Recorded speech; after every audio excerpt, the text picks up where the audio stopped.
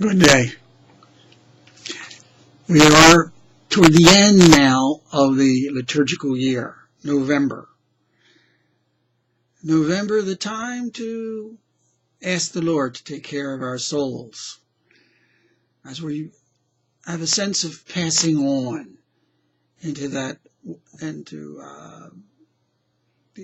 seat of judgment, to stand before the Lord in faith as to how we've lived our lives.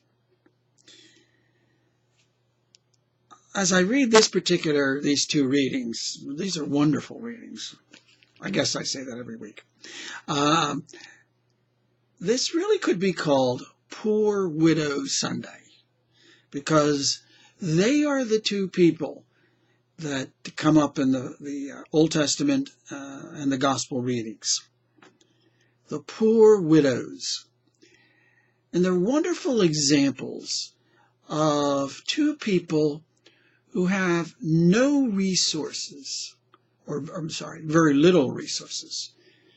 No husband, no finances, hardly any finances. And it seems as though they have come to the end of the line. And as one widow in the Old Testament reading says, they will eat their last cake, their last, really would be a bread. When we have eaten it, we shall die. Because there's nothing around they could eat. But what do they do in both cases? But put their lives in the hands of God.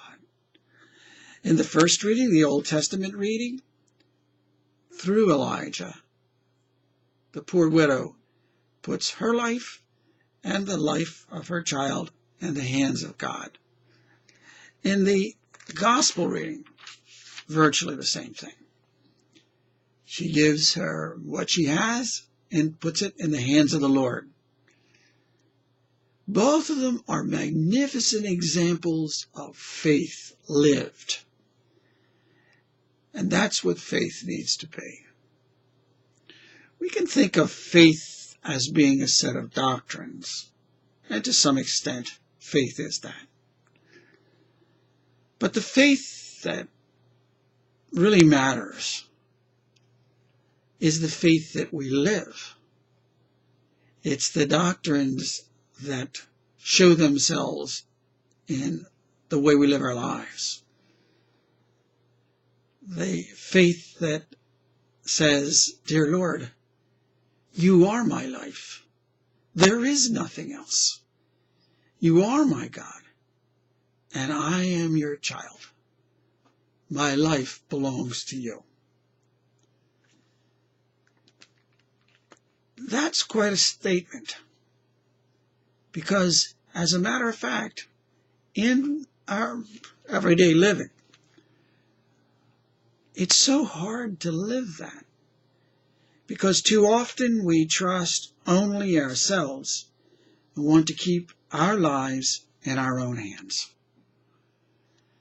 That's the ordinary human tendency. I want to run my own life. I want to depend on my own resources. I want to walk my own way. Faith isn't that.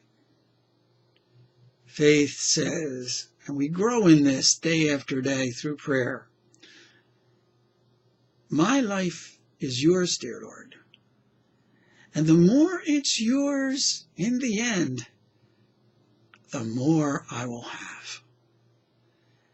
The less I hand over to you, in the end, the less I will have.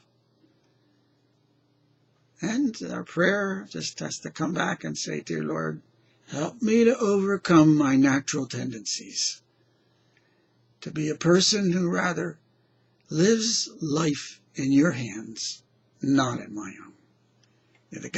May the dear Lord bless you and be with you as we go through this wonderful adventure of living our lives in the Lord's hands.